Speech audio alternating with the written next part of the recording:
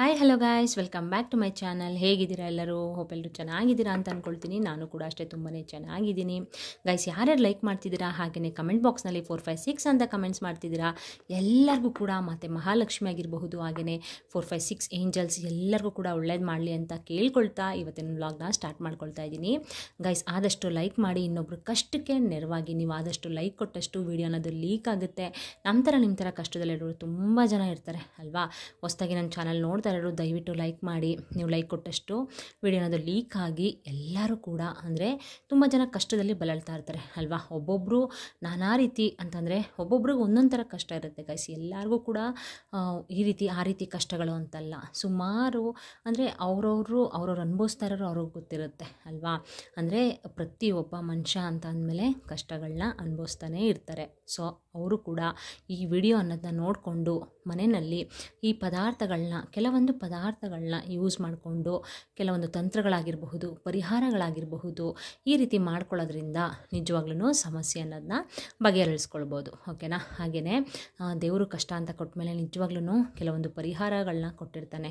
ಅದನ್ನು ನಾವು ಕಂಡುಕೊಂಡು ಅಂತಂದರೆ ಈ ರೀತಿ ವಿಡಿಯೋಗಳನ್ನ ನೋಡಿಕೊಂಡು ಕೆಲವೊಂದು ಪರಿಹಾರ ತಂತ್ರಗಳನ್ನ ನಾವು ಮನೆಯಲ್ಲೇ ಮಾಡ್ಕೊಳ್ಳೋದ್ರಿಂದ ನಮಗೆ ಒಂದು ನಮ್ಮ ಸಮಸ್ಯೆಗಳನ್ನ ಕಳ್ಕೊಳ್ಬಹುದು. ಓಕೆನಾ? ಸೊ ಬನ್ನಿ, ತಡ ಮಾಡದೆ ಇವತ್ತಿನ ವಿಡಿಯೋದಲ್ಲಿ ನಾನು ಯಾವ ಒಂದು ತಂತ್ರದ ಬಗ್ಗೆ ಹೇಳ್ಕೊಡ್ತೀನಿ, ಹಾಗೆಯೇ ಈ ಒಂದು ತಂತ್ರನ ಮಾಡ್ಕೊಳ್ಳೋದ್ರಿಂದ ನಿಮಗೆ ಏನೆಲ್ಲ ಯೂಸಸ್ಸು ಆ್ಯಂಡ್ ಯಾವ ದಿನ ಮಾಡಬೇಕು ಎಲ್ಲನೂ ಫುಲ್ಲು ನಾನು ನಿಮಗೆ ಡೀಟೇಲ್ಸ್ನ ಕೊಡ್ತಾ ಹೋಗ್ತೀನಿ. ಅದಕ್ಕಿಂತ ಮುಂಚೆ ನಿಮಗೆ ಗೊತ್ತಲ್ಲ, ನನ್ನ ಚಾನಲ್ಗೆ ಸಬ್ಸ್ಕ್ರೈಬ್ ಮಾಡ್ಕೊಳ್ಳದೆ ನೋಡ್ತಾರೆ, ದಯವಿಟ್ಟು ಸಬ್ಸ್ಕ್ರೈಬ್ ಮಾಡ್ಕೊಂಡು ಸಪೋರ್ಟ್ ಮಾಡಿ. ಹಾಗೆಯೇ ಆಲ್ರೆಡಿ ಸಬ್ಸ್ಕ್ರೈಬ್ ಮಾಡ್ಕೊಂಡಿರೋರಿಗೆ ನನ್ನ ಧನ್ಯವಾದಗಳನ್ನ ತಿಳಿಸ್ತೀನಿ. ಓಕೆನಾ? ಹಾಗೆಯೇ ನಾನು ಆಗಲೇ ಹೇಳ್ದಂಗೆ ಆದಷ್ಟು ಲೈಕ್ ಮಾಡಿ. ನಿಮಗೂ ಕೂಡ ದೇವರು ಯಾವುದೋ ಒಂದು ಕಡೆಯಿಂದ ನಿಮಗೂ ಕೂಡ ಒಳ್ಳೆಯದಂತೂ ಮಾಡೇ ಮಾಡ್ತಾರೆ. ಓಕೆನಾ? ಅಂದರೆ ನಿಮಗೆ ಕಷ್ಟ ಅಂತ ಬಂದಾಗ ಇನ್ನೊಬ್ಬರ ಮುಖಾಂತರ ನಿಮಗೆ ನಿಜವಾಗ್ಲೂ ಒಳ್ಳೆಯದಾಗತ್ತೆ. ಓಕೆನಾ? ಸೊ ಏನಂದರೆ ಗಾಯ್ಸ್, ಈ ಒಂದು ತಂತ್ರದ ಬಗ್ಗೆ ಅಂತಂದರೆ ಈ ಒಂದು ಪರಿಹಾರನ ನೀವು ಮಾಡ್ಕೊಳ್ಳೋದ್ರಿಂದ ಕೆಲವೊಂದು ಸಮಸ್ಯೆಗಳನ್ನ ನೀವು ಬಗೆಹರಿಸ್ಕೊಳ್ಬೋದು. ಓಕೆನಾ? ಯಾವ ರೀತಿ ಸಮಸ್ಯೆಗಳು ಮೇಡಮ್ ಅಂತ ನೀವು ಕೇಳಬಹುದು. ಹಣಕಾಸಿನ ಸಮಸ್ಯೆ ಏನಾದರೂ ಇದ್ದರೆ ನಿಮಗೆ ನಿಜವಾಗ್ಲೂ ಈ ಒಂದು ತಂತ್ರದಿಂದ ಆದಷ್ಟು ಬೇಗ ನಿಮಗೆ ಹಣಕಾಸಿನ ಸಮಸ್ಯೆ ಅನ್ನೋದು ದೂರ ಆಗುತ್ತೆ, ಸಾಲ ಬಾಧೆ ನಿವಾರಣೆ ಆಗುತ್ತೆ. ಹಾಗೆಯೇ ಆರೋಗ್ಯದ ಸಮಸ್ಯೆ ಏನಾದರೂ ನೀವು ಬಳಲ್ತಾ ಇದ್ದರೆ ಅದರಲ್ಲೂ ಕೂಡ ನಿಮಗೆ ಬೇಗ ಚೇತರಿಸ್ಕೊಳ್ತೀರಾ. ಓಕೆನಾ? ಅಂದರೆ ಗಾಯ್ಸ್, ಹೊರಗಡೆ ಹಾಸ್ಪಿಟ್ಲೆಲ್ಲ ತೋರಿಸ್ತೀರಾ ಅಂದರೂ ಕೂಡ ಏನೂ ಪ್ರಾಬ್ಲಮ್ ಇಲ್ಲ ಅಂತ ಹೇಳ್ತಾರೆ. ಅಂದರೂ ಕೂಡ ನಿಮಗೆ ಏನೋ ಒಂಥರ ಸುಸ್ತಾಗ್ತಾ ಇರ್ಬೋದು, ಸಂಕಟ ಆಗ್ತಾ ಇರ್ಬೋದು, ಹೇಳ್ಕೊಳಕ್ಕಾಗಲ್ಲ, ಆ ರೀತಿ ನೋವುಗಳೆಲ್ಲ ಆಗ್ತಾ ಇರುತ್ತೆ ಆಯಿತಾ? ಯಾಕಂದರೆ ನಾನು ಅದನ್ನು ಫೀಲ್ ಮಾಡಿದ್ದೀನಿ, ಅದಕ್ಕೋಸ್ಕರ ಹೇಳ್ತಾ ಇರೋದು. ಹೊರಗಡೆ ಡಾಕ್ಟ್ರಿಗೆಲ್ಲ ತೋರಿಸಿದ್ರೆ ಏನೂ ಪ್ರಾಬ್ಲಮ್ ಇಲ್ಲ.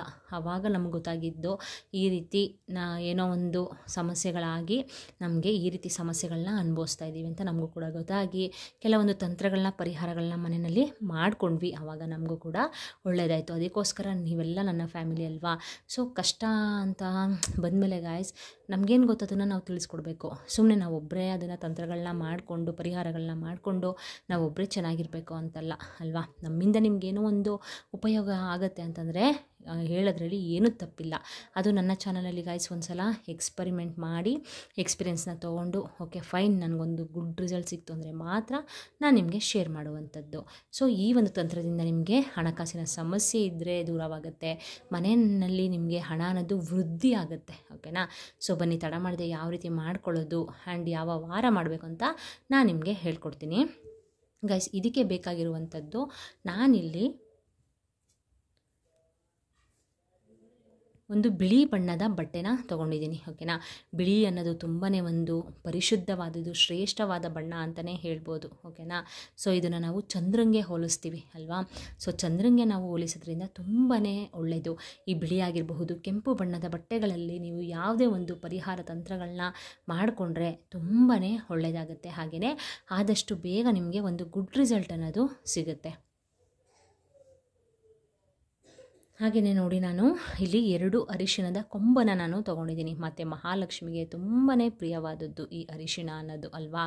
ಈ ಅರಿಶಿಣದ ಕೊಂಬನ್ನೋದನ್ನ ಗಾಯ್ಸ್ ನಾವು ಕಳಶಕ್ಕೆಲ್ಲ ಯೂಸ್ ಮಾಡ್ತಾರೆ, ಹಾಗೆಯೇ ದೇವ್ರ ಪೂಜೆಗಳಿಗೆ ಯೂಸ್ ಮಾಡ್ತಾರೆ. ಮತ್ತು ಮಹಾಲಕ್ಷ್ಮಿಗೆ ತುಂಬಾ ಪ್ರಿಯವಾದದ್ದು ಇದರಿಂದ ಬರುವಂಥದ್ದು ಅಂತಂದರೆ ಅರಿಶಿಣದಿಂದ ದೇವ್ರಿಗೆ ಬೊಟ್ಟು ನೆಡೋದಾಗಿರಬಹುದು. ಹಾಗೆಯೇ ನಮ್ಮ ಹಿಂದೂ ಸಂಪ್ರದಾಯದಲ್ಲಿ ಯಾವುದೇ ಒಂದು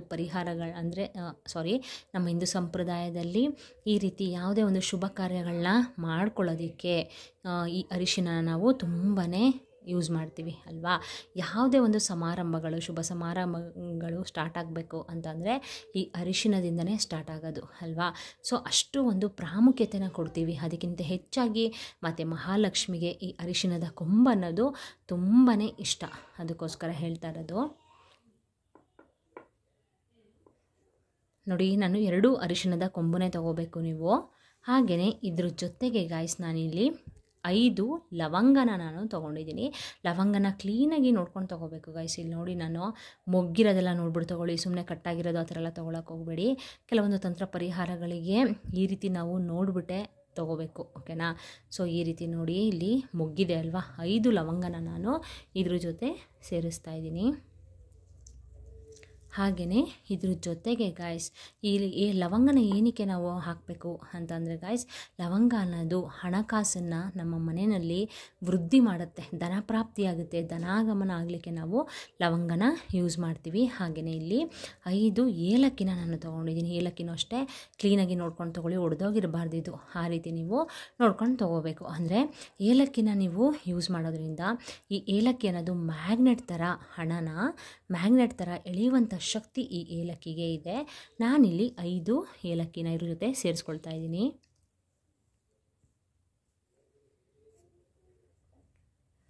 ಹಾಗೆಯೇ ಗಾಯ್ಸ್ ನಾನಿಲ್ಲಿ ಒಂದೇ ಒಂದು ಬಟ್ಲಡಿಕೆನ ತೊಗೊಂಡಿದ್ದೀನಿ, ಓಕೆನಾ.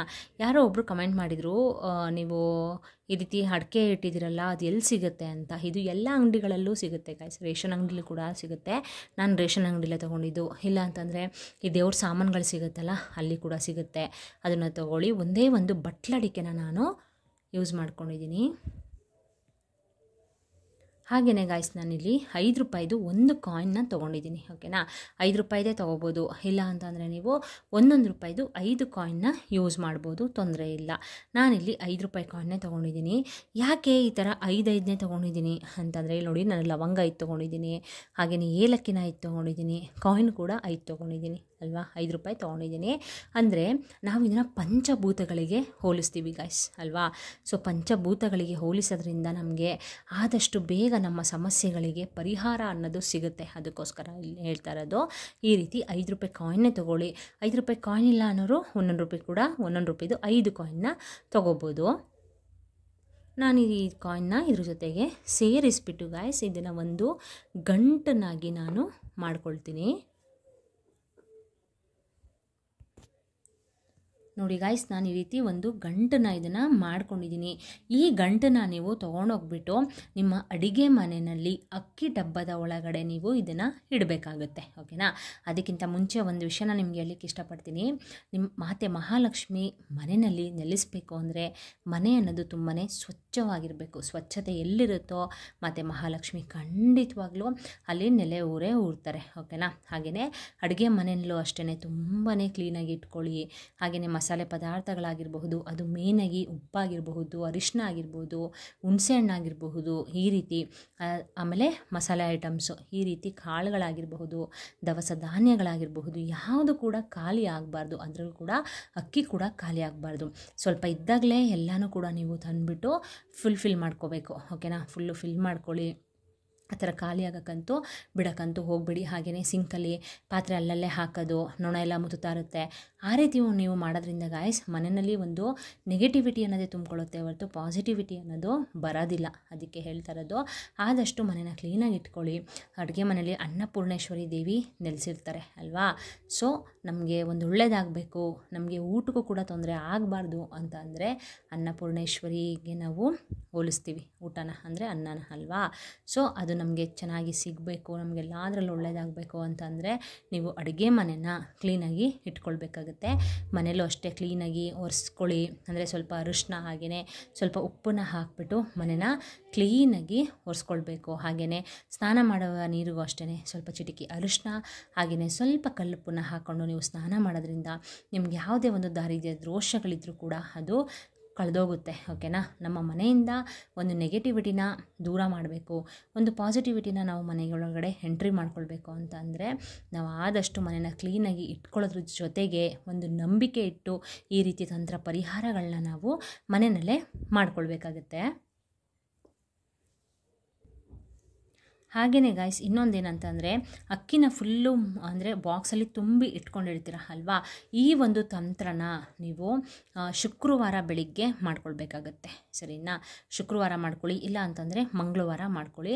ಬೆಳಿಗ್ಗೆ ಎದ್ದು ಮನೆಯೆಲ್ಲ ಕ್ಲೀನ್ ಮಾಡ್ಕೊಳ್ಳಿ. ಹಾಗೆಯೇ ಇನ್ನೊಬ್ಬರು ಕೆಲವೊಂದು ತಪ್ಪುಗಳನ್ನ ಮಾಡ್ತೀರಾ, ಅದನ್ನೇ ಹೇಳ್ತೀನಿ. ಅಂದರೆ ಮನೆಯೆಲ್ಲ ಕ್ಲೀನ್ ಮಾಡಬೇಕಾದ್ರೆ ಹೊಸ್ಲು ತೊಳಿತೀರಾ ಅಲ್ವಾ, ತೊಳೆದ್ಬಿಟ್ಟು ಅಲ್ಲೇ ಅರಿಶಿನ ಕುಂಕುಮ ಹಾಕ್ಬಿಡೋದು, ರಂಗೋಲೆ ಹಾಕ್ಬಿಡೋದು, ಹೂವು ಮುಡಿಸ್ಬಿಡೋದು, ಆ ಥರ ಎಲ್ಲ ದಯವಿಟ್ಟು ಮಾಡೋಕ್ಕೆ ಹೋಗಬೇಡಿ. ಸ್ನಾನ ಮಾಡ್ಕೊಳ್ಳಿ ಫಸ್ಟು, ಆಯಿತಾ? ಹೊರಗಡೆಲ್ಲ ಕ್ಲೀನ್ ಮಾಡಿ ಮನೆಯೆಲ್ಲ ಒರೆಸ್ಬಿಟ್ಟು ಸ್ನಾನ ಮಾಡಿಕೊಂಡು ಆಮೇಲೆ ದೇವ್ರ ಮನೆ ಕ್ಲೀನ್ ಮಾಡಿಕೊಂಡು ಆಮೇಲೆ ಹೊಸ್ಲಿಗೆ ಹೋಗಿ ಅರಿಶಿನ ಕುಂಕುಮ ಹಾಕಿ ರಂಗೋಲೆನ ನೀವು ಹಾಕ್ಕೋಬೇಕಾಗತ್ತೆ. ಯಾಕಂದರೆ ಕೆಲವೊಬ್ಬರು ತಪ್ಪು ಮಾಡ್ತೀರಾ, ಅದನ್ನು ನಾನು ಕಣ್ಣಾರ ನೋಡಿದ್ದೀನಿ, ಅದಕ್ಕೆ ಹೇಳ್ತಾ ಇರೋದು ಅಷ್ಟೇ. ಅದಾದಮೇಲಿಂದ ಗಾಯ್ಸ್ ನೀವು ದೇವರಿಗೆ ಆದಷ್ಟು ತುಪ್ಪದ ದೀಪನ ಹಚ್ಕೊಳ್ಳಿ, ತುಂಬಾ ಒಳ್ಳೆಯದಾಗುತ್ತೆ.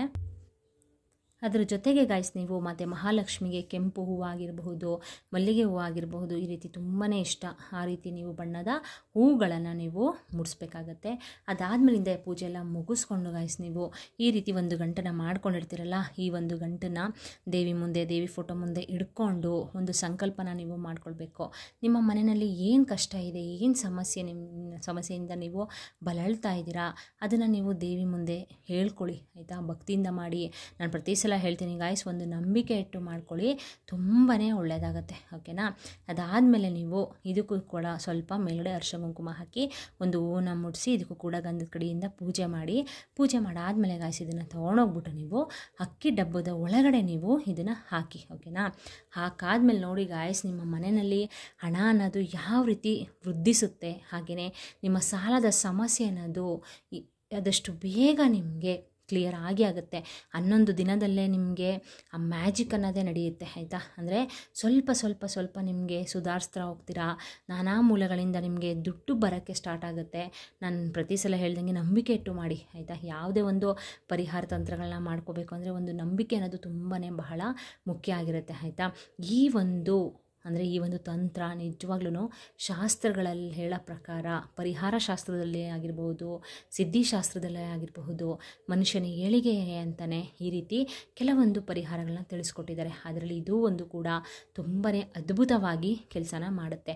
ನಮ್ಮ ಮನೆಯಲ್ಲಿ ಸಾಲ ಜಾಸ್ತಿ ಇದ್ದರೆ, ಹಣಕಾಸಿನ ಸಮಸ್ಯೆ ಇದ್ದರೆ, ಆರೋಗ್ಯದ ಸಮಸ್ಯೆ ಇದ್ದರೆ ನಿಜವಾಗ್ಲೂ ಅಕ್ಕಿ ಡಬ್ಬದೊಳಗಡೆ ನೀವು ಈ ಒಂದು ಗಂಟನ್ನ ಇಡೋದ್ರಿಂದ ನಿಮ್ಮ ಮನೆಯಲ್ಲಿ ಧನಾಗಮನ ಆಗುತ್ತೆ, ಧನಪ್ರಾಪ್ತಿ ಆಗುತ್ತೆ, ನಾನಾ ಮೂಲಗಳಿಂದ ನಿಮಗೆ ದುಡ್ಡನ್ನೋದು ಬರ್ತಾ ಹೋಗುತ್ತೆ. ಖಂಡಿತವಾಗ್ಲೂ ನಂಬಿಕೆ ಇಟ್ಟು ಮಾಡಿ. ನೀವೇ ನನಗೆ ಕಮೆಂಟ್ ಮಾಡ್ತೀರಾ, ಹೌದು ಮೇಡಮ್ ನೀವು ಹೇಳ್ದಂಗೆ ನಾನು ಮಾಡಿದೆ, ನನಗೆ ಸ್ವಲ್ಪ ಸುಧಾರಿಸಿದೆ ಅಂತ ನೀವೇ ಕಮೆಂಟ್ ಮಾಡ್ತೀರಾ. ಯಾಕಂದರೆ ತುಂಬ ಜನ ಕಮೆಂಟ್ ಮಾಡ್ತಿದ್ದೀರಾ, ನೀವು ಹೇಳ್ದಂಗೆ ಮಾಡ್ತಿದ್ದೀವಿ ಮೇಡಮ್, ನಮಗೂ ಕೂಡ ಒಳ್ಳೆಯದಾಗ್ತಿದೆ ಅಂತ ತುಂಬ ಜನ ಕಮೆಂಟ್ಸ್ನ ಮಾಡಿದ್ದೀರಾ. ಎಲ್ಲರಿಗೂ ಕೂಡ ಮತ್ತು ಮಹಾಲಕ್ಷ್ಮಿ 456 ಏಂಜಲ್ಸ್ ಒಳ್ಳೇದು ಮಾಡಲಿ. ಸರಿನಾ? ಅದಾದಮೇಲಿಂದ ಗಾಯ್ಸ್ ನೀವೇನು ಮಾಡಬೇಕು ಅಂದರೆ ಈ ಒಂದು ಗಂಟನ್ನ ನೀವು ಎಷ್ಟು ದಿನಕ್ಕೊಮ್ಮೆ ಚೇಂಜ್ ಮಾಡಬೇಕು ಅಂತ ನೀವು ಕೇಳಬಹುದು. ಓಕೆನಾ? ಇವತ್ತು ನೀವು ಶುಕ್ರವಾರ ಇಟ್ಕೊಂಡ್ರಿ ಅಂದರೆ ಅಕ್ಕಿ ಡಬ್ಬದೊಳಗಡೆ ನೀವು ಇದನ್ನು ಹಾಕ್ಕೊಂಡ್ರಿ ಅಂತಂದರೆ ನೆಕ್ಸ್ಟು 1 ತಿಂಗಳಾದಮೇಲೆ ಈ ಒಂದು ಗಂಟನ್ನ ನೀವು ತೆಗೆದುಬಿಟ್ಟು ಇದ್ರ ಒಳಗಡೆ ಇರೋದನ್ನೆಲ್ಲ ನೀವು ಕಾಯಿನ್ನ ತೊಗೊಂಡು ಮತ್ತು ಮಹಾಲಕ್ಷ್ಮಿ ಫೋಟೋ ಮುಂದೆ ಇಟ್ಟುಬಿಟ್ಟು ನಮಸ್ಕರಿಸಿ ಅದನ್ನು ತೊಗೊಂಡೋಗಿ ನೀವು ನಿಮ್ಮ ಕ್ಯಾಶ್ ಬಾಕ್ಸಲ್ಲಿ ಇಟ್ಕೊಳ್ಳಿ. ಸರಿನಾ?